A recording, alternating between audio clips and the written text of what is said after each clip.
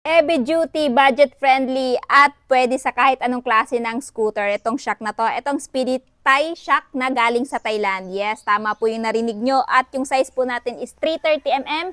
Ayan, ka-size po sa stock shock ni Honda Click. And aside nga po sa 330mm, meron din po silang 300mm at 275 kung gusto nyo magpa-lowered. So yung sa akin, stock lang po kasi stock is good naman. And aside nga po pala sa color black, meron pa po silang ibang color na available kagaya ng pink, green, meron din silang red, white. So, depende na po sa inyo kung ano po yung gusto nyong kulay. So, this one po is pwede kay Honda Click, Honda Beat, Gear, Graves, Fazio, at sa kahit ano pang klase ng scooter na naka-single shock. Kaya naman doon sa mga Mimac or sa mga Paps kung pumutok na yung shock or di naman kayo gusto nyong mag-upgrade ng color ng shock nila or naghahanap kayo ng shock na stock pero quality tas budget friendly at made in Thailand, ito po talaga yung may recommend ko. At syempre kung interested kayo, idodrop ko na lang po yung link nito dyan sa baba.